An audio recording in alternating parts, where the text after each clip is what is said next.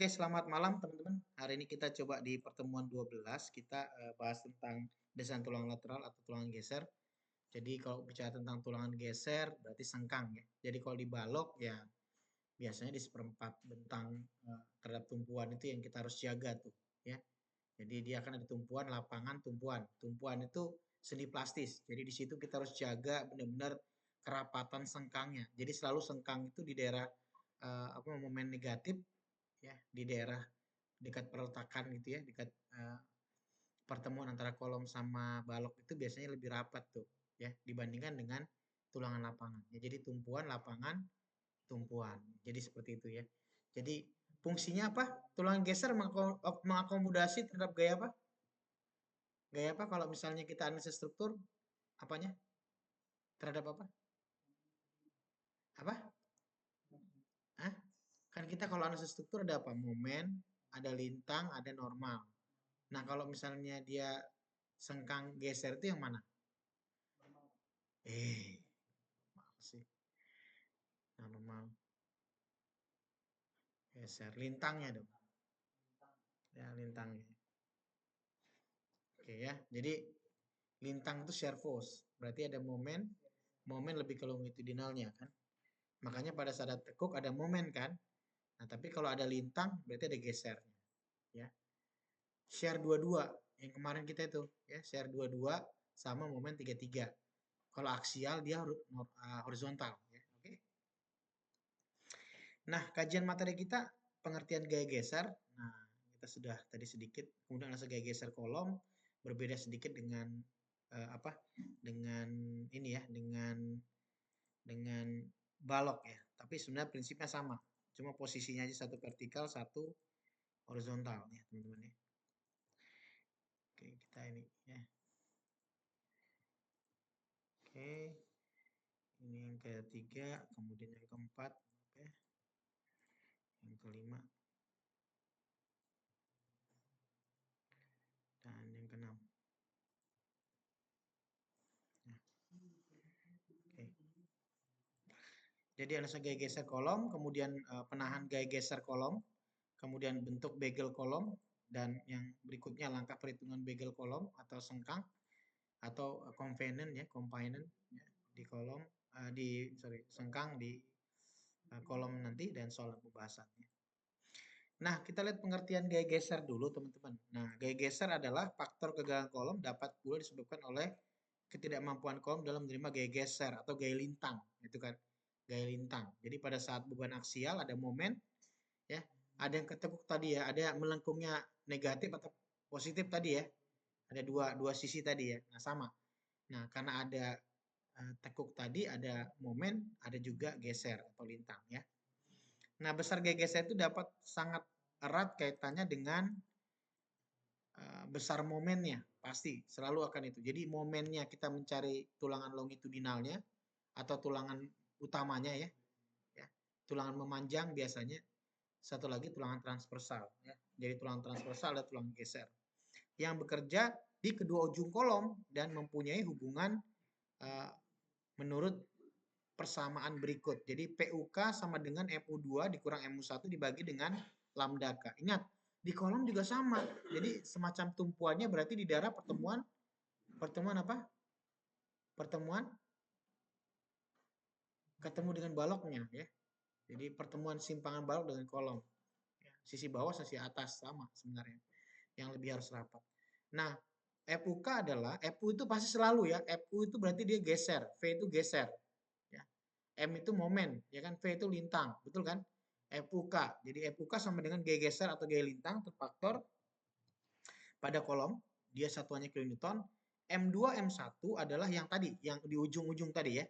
Jadi mana yang terbesar? Jadi masing-masing ada momen yang besar dan kecil pada kedua ujung kolomnya. Jadi ada M1 dan M2. Nanti kita coba di subnya juga teman-teman, boleh ya. Kita misalkan satu kolom gitu, kita kasih beban aksial, momennya seperti apa. Yang tadi juga kita bisa cek. Misalnya dengan jarak 8 meter, spannya, tingginya 6 meter, bebannya berapa, nanti kita bisa ngecek tuh. Berapa sih sebenarnya momen yang terjadi di kolom yang tadi. EG sama yang EB ya. Apa? BE. Nah, itu nanti kita bisa ngecek tuh. Hanya di kolomnya itu doang. Ya. Oke. Nah, pada dasarnya seperti ini teman-teman ya. Jadi lambda K adalah tinggi kolom yang diukur dari as ke S. Ya. LK itu adalah jarak panjang keseluruhannya ya. Nah, di sini ada momen nih selalu ya. Nah, ini tadi ketika ada beban aksial berarti ada momen ujung M1, M2 dan ada apa? Gaya gesernya FUK tadi ya. Gitu ya teman-teman ya. Sehingga di sini kalau misalkan beban dan elemen pada kolomnya di sini berarti bidang momen yang terjadi adalah seperti ini ya. M1 dan M2 ya. Dan untuk yang bidang gaya lintang itu selalu begini ya, selalu ya. Jadi saling mengenolkan lintang. Kalau di balok kan biasanya kan misalnya berapa nih reaksi PA-nya ya. Terus beban yang di tengah berapa? Nanti dikurangkan. Nanti dikurangkan lagi dengan PB-nya. Kan gitu ya. Kalau misalnya dia beban terpusat misalnya. Kalau dia beban merata beda lagi. Ya, beban merata beda lagi ya. Beban merata lebih segitiga ya. Oke. Nah, jadi bidang momennya seperti ini. Ini namanya diagram. Diagram momen sama diagram lintangnya ya. Ya, bidang momen dan bidang gaya lintang kolom. Nah, ini teman-teman paham ya? Ini analisa struktur ya, untuk mendapatkan nilai momen dan gaya lintangnya. Nah, kemudian kita masuk di analisa geser kolom. Ya, nah, jika diambil elemen kolom berbentuk bujur sangkar, misalkan kita asumsikan dia bujur sangkar, sisi A-nya yang sangat kecil, misalnya nanti digambar di 2.18, kemudian elemennya diperbesar, maka akan tampak seperti gambar 2.19. Nanti kita lihat. Pada gambar 2.19, ya, gambarnya ini nanti ya, teman-teman ya. Yang A tampak bahwa bagian atas dari elemen bekerja gaya geser H1 dengan arah horizontal ke kanan. Untuk mengimbangi ada H1. Jadi pada saat ini ya, yang pertama ya, pada saat ada di kolom berarti di sini ada gaya H1 misalnya. Ya ini horizontalnya misalnya. Berarti harus ada gaya H2 yang harus menyimbangkan dari gaya H1-nya tadi. Betul nggak? Sama kan? Termasuk dengan V-nya juga ya. Berarti P2 sama dengan P1 nih ya. Ya, supaya dia saling mengenolkan ya. V1 sama dengan H1 ya. Nah, sehingga di sini ada resultan gaya kalau kita lihat di sini ya. Ya, untuk mengimbangi gaya H1 maka bagian bawah dari elemen tersebut bekerja pula gaya geser H2 ya. Ini tadi ya. H2 sama dengan H1. Karena gaya geser H1 dan H2 ini adalah arahnya berlawanan maka menimbulkan momen ya, di M1-nya ya. Jadi selalu begini teman-teman ya. Jadi ada H1 berarti di sini ada perlawanan di H2-nya. Kemudian di sini ada V1 berarti di sini ada perlawanan di V2-nya. Ini resultannya nanti ya. Berarti R2 sama dengan R1. Misalkan di sini ada R1, di sini ada R2, maka R2 sama dengan R1. Nah, ketika ada apa namanya? Gaya geser yang terjadi di sisi-sisi masing-masing ini misalnya ya, maka akan ada crack ya. Betul nggak teman-teman? Akan ada seperti kayak terpuntir lah, ibaratnya seperti itu ya, seperti crack seperti ini. Nah, dengan adanya crack ini, nah untuk mengakomodasi crack ini kita butuh ada namanya begal tadi, ya, ada sengkang tadi, ya, sebagai penahan daripada retak elemen. Ya. Paham teman-teman ya, maksudnya ya. Jadi yang bekerja terhadap vertikalnya atau terhadap uh, horizontalnya ya, gesernya ya. Kalau misalnya dia di balok berarti vertikal secara gravitasi, kalau ini seperti kayak beban gempa nantinya ya, horizontalnya ya. Oke. Nah, sebagai syarat keseimbangan ya pada elemen struktur maka momen M1 tersebut harus dilawan dengan momen M2. Selalu itu pasti harus kan. Harus ada penyimbangan yang harus sama dengan 0. Yang besarnya sama tetapi berlawanan arah. Berarti M1 sama M2 yang satu arahnya positif, yang satu arahnya negatif, yang saling mengenolkan ya. Nah, M2 ini dapat terjadi jika ada gaya geser V1 dengan arah vertikal ke atas ya. Dan pada bagian kanan elemen dan V2 yang besarnya sama dengan P1 arah vertikal ke bawah ya. Nah, tadi. Sehingga di sini perhitungan momennya menjadi momen sama dengan gaya dikali dengan lengan momennya. Ya, jadi M1 sama dengan H1 dikali dengan jaraknya A, dengan A merupakan sisi elemen bujur sangkarnya. Sisi daripada dimensi daripada atau panjang lebar daripada kolomnya. Ya. M2 sama dengan P1 dikali dengan A-nya. Nah, karena besar momen M2 harus sama dengan M1, maka persamaan 1 yang ini dan persamaan 2 dapat diperoleh G geser P1 sama dengan H1 ya. Bahkan lebih lanjut dipahami bahwa gaya P1 sama dengan P2 sama dengan H1 sama dengan H2 ya. Nah, kalau kita lihat nanti gambar yang di 2.19 ya, teman-teman ya. Yang tadi 2.19 ya, yang B yang ini tadi ya. Gaya geser P1 dan H1 dapat menimbulkan resultan gaya R yang tadi kita udah jelaskan tadi ya. Dengan arahnya miring ya, ke atas ya, kanan atas misalnya. Tadi yang ini. Ya, yang ini tadi ya. Ya. Nah, ya, yang dimana arah miringnya itu membentuk sudut derajatnya adalah plus minus 45 derajat. Ya.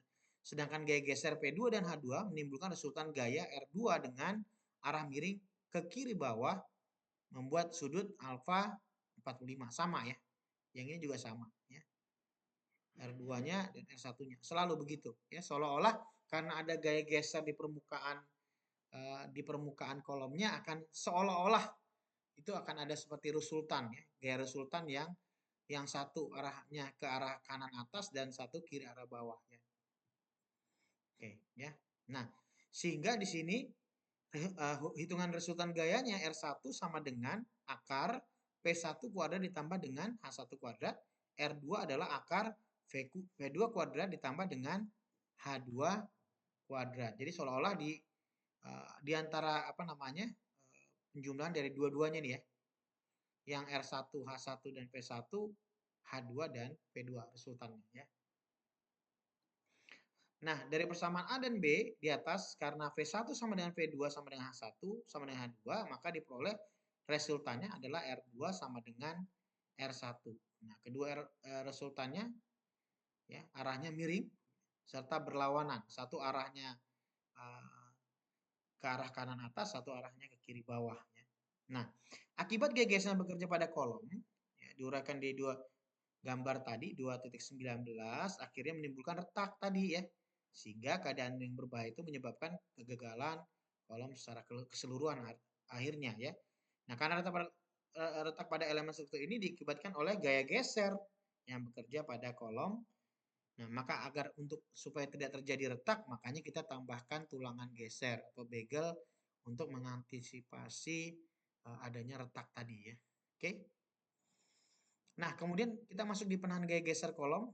Di sini penahan gaya geser kolom. Nah, sebetulnya gaya geser yang bekerja pada kolom dapat ditahan 4 keadaan. Nah, kita lihat teman-teman ya. Yang pertama adalah penahan gaya geser oleh serat betonnya. Jadi beton itu memiliki kontribusi juga terhadap gesernya ya, PC-nya ya.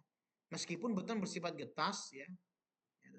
Tetapi menahan gaya geser juga berdasarkan pasal 13.3.1.2 SNI 032847 2002 nilai PC sama dengan 1 atau 81 plus NUK dibagi dengan 14 AG dikali dengan akar FC aksen dibagi 6 dikali B dikali D. Di mana PC adalah kuat geser nominal, di mana rumusnya di sini satuannya N. NUK adalah gaya normal atau gaya aksial terfaktor kolom N. AG adalah luas bruto penampang kolom. Ya. FC kuat tekannya, B adalah ukuran balok kolomnya, lebarnya ya, D adalah ukuran efektif penampang kolom terhadap bajanya ya. Oke. Nah, kemudian yang kedua, penahan geser oleh tulangan begelnya. Ya, jadi yang pertama terhadap yang ditahan oleh betonnya, ya, jadi makanya mutu beton itu juga perlu diperhitungkan. Kemudian yang kedua tulangan begelnya, berapa jumlahnya, ya kan? Untuk mencegah apa tadi? Retak beton tadi ya, retak pada beton karena akibat gaya lintangnya tadi ya. Nah, ini juga perlunya tulangan geser tadi ya. Nah, kemudian yang ketiga apa? Penahan gaya geser oleh gaya potongan atau dual action atau tulangan memanjang kolom. Ya, jadi pentingnya juga tulangan longitudinalnya ya untuk menjaga ya. Ya. Tulangan longitudinal itu punya kontribusi juga ternyata terhadap gaya gesernya ya. Sehingga di sini retak itu bisa diakomodasi dengan ini tadi dual action tadi ya, dengan adanya tulangan memanjang kolomnya juga ya. Kontribusinya tetap ada. Jadi yang pertama tadi betonnya secara mutunya, yang kedua apa tadi? Begelnya, yang ketiga tulangan memanjangnya tetap punya kontribusi kan jadi kesatuan satu kesatuan ya. Nah, yang berikutnya apa? Yang menjadi penahannya yaitu kekasaran agregat ya. Benar dong, kan retak kan juga waktu kuat tekan beton diuji kan sebenarnya juga tergantung komposisi di dalam kan. Jadi selain misalnya semen, pengikat, tapi kan juga ada yang jadi kalau misalnya di bahan itu agregat itu sebenarnya juga diasumsikan sebagai tulangannya. Ya. Jadi semacam pembentuk kayak seperti kayak bahan apa ya? Seperti kayak tulangannya lah, ya rangkanya sebenarnya. Ya, jadi kalau misalnya bayangkan aja kalau misalnya dia cuma pasir doang, kan dia pasti apa ya? Tidak ada bentukannya. Paham nggak maksudnya? Tidak membuat formnya dia menjadi lebih padat, lebih kaku gitu ya. Nah, itu agregat itu sebagai itu juga. Sehingga pada saat ada gaya geser, nah crack itu bisa dihindari karena ada agregatnya. Ya, ya, hah? Saling merekat tadi. Yang direkatkan kan antara dua material yang punya kekakuan itu ya, punya apa namanya? Ya kekakuan lah. Kan agregat itu kan batu keras kan, ya. Jadi dia benar-benar membuat performa ada rangka, rangka apa sih bahasanya itu ya, ada tulangnya ya, ada tulangnya ya. Oke. Nah, kemudian agregat beton permukaannya kasar ya, mempunyai daya rekat lebih kuat daripada agregat yang di permukaannya halus seperti misalnya pasir. Selain itu butiran agregat ini juga saling mengunci. Itu tadi, dia membuat kunci jadi pada saat ada crack dia bisa menghindari itu kan. Dia bisa membuat perkuatan di dalam gitu loh. Nggak langsung misalnya contoh ini aja lah kalau misalnya dia cuma pasir doang, misalnya lu bebani langsung crack langsung ini dia. Tapi kalau misalnya ada batu atau lu gigit aja lah. Kalau misalnya cuma hanya buburnya doang kan gampang tuh di ini tuh. Gampang dihancurin. Tapi kalau ada batu kerikilnya makan gitu gimana? Ya, nggak bisa. Keras kan? Perlu perlu memang perlu ini, ada apa tenaga lagi untuk menghancurkannya gitu. Ya sama seperti itu. Hah? Lebih ya kan? Ya sulit untuk tergelincir atau slip ya. Ya. Nah, ini juga sama. Nah, tadi 4 ya. Nah, butirannya ya, butiran agar yang sulit untuk slip ya, berarti tidak mudah retak nanti jadi beton kita ya. Nah, jadi kita memang harus mengikuti kaidah-kaidahnya ya. Nah, menurut pasal 13.1 SNI 032847, perencanaan penampang yang menahan geser berdasarkan kuat geser nominal Fn-nya. Nah, Fn itu apa? Tahanan dari bahannya, ya. Kolomnya, ya, Fn. Sedangkan Fc-nya, ya, nah yang ditahan oleh kuat geser yang disumbangkan oleh beton Fc-nya, ya, dan kuat geser yang disumbangkan oleh tulangan Fs-nya. Jadi ini Fn sama dengan Fc ditambah dengan Fs-nya. Ini yang untuk betonnya. Jadi Fn itu berarti gabungan dari kekuatan geser konkrit dan steelnya, ya. Nah, kemudian bentuknya seperti ini teman-teman, ya bentuk sengkangnya itu bentuk bagel yang umum dia biasa di baja tulangan, tulangan polos biasanya kita pakai, jarang kita ulir karena susah ya untuk ininya. Biasanya sih kalau yang ulir itu longitudinal, tulangan utama, yang untuk yang sengkang kita pakai yang polos biasanya, ya. Nah, di sini ada dengan diameter, misalnya diameter polosnya lebih besar dari 10 mili biasanya ya, minimum kita pakai ya. Biasanya sih cukup lah, kalau misal rumah tinggal kita pakai yang 8 ya. Tapi 6 jangan lah, ya 8, 10 gitu ya. Ya. Nah, di sini ada beberapa bentuk kolomnya. Ada yang 2 kaki. 2 kaki itu mana ngitungnya? Yang ini ya. Yang ini ya. Nih, betul kan? Nah, kalau 3 kaki yang mana? Berarti ini 1, 2, 3. Kalau begelnya 4, 1, 2, 3, 4. Kalau begelnya 4 kaki, berarti 1, ya sorry, 4 kaki berarti gimana? Begelnya 4 kaki. Ya ini 1, 2, 3, 4 ya gitu ya. Gitu.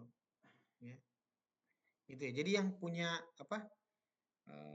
Kakinya ya ada. Nah, ini bentuknya seperti ini, teman-teman. Nah, langkah perhitungannya teman-teman ya, untuk yang begel untuk sengkang ini ya. Nah, sebelumnya yang sudah dijelaskan ya. untuk keperluan hitungan tulang geser, hitungan begel kolom, biasanya penahan gaya geser disumbangkan oleh gaya tarik dan gaya potong tulangan serta pengaruh kekerasan agregat tidak diperhitungkan atau diabaikan ya. Kemudian gaya geser nominal kolom dianggap hanya ditahan oleh serat beton dan begelnya saja. Sehingga ini rumusnya nih, PN sama dengan FC ditambah dengan FS. Harusnya sih dibalok juga sama. Ya, FN itu artinya gaya geser nominal daripada balok atau kolom kita itu adalah eh, kombinasi dari gaya geser daripada konkrit ditambah dengan gaya geser dari steelnya ya, atau begelnya ya. PN itu gaya geser nominal atau bahannya, FC adalah gaya geser sumbangkan oleh betonnya, FS adalah disumbangkan oleh bajanya ya. Dari persamaan 2.56 di atas yang sebelumnya teman-teman ya. Yang sebelumnya ini ya. Yang ini ya. Maka ya ya. Maka di sini Fs sama dengan Fn dikurang dengan Fc sama dengan Fu ya. Fu harus lebih besar dari sama dengan pi Pn sama. Mu harus kurang dari pi Mn-nya. Arti beban terfaktor atau momen terfaktor yang terjadi atau momen ultimate yang nanti akan diberlakukan di bahan kita harus lebih kecil daripada tahanan dari nominal dari bahan kita ya. Sama ya. Diambil Pu sama dengan Pm. Pu sama dengan Pi Pn ya. Atau sama dengan untuk yang PS sama dengan berarti Pu dibagi dengan Pi dikurang dengan PC sehingga diperoleh Fs sama dengan Fu dikurang dengan Pi PC. Nah, untuk dijelaskan prosedur hitungan geser begel kolom dilaksanakan dengan langkah berikut. Yang pertama, hitung gaya geser perlu kolomnya, FUK-nya. FUK sama dengan mana? Ini tadi. MU kuadrat, MU2 dikurang dengan MU1 dibagi dengan lambda-nya ya. Nah, dengan ini tadi sama ya. Sehingga yang kedua apa? Hitung gaya geser yang ditahan oleh betonnya, FC-nya. Nah, rumusnya ini.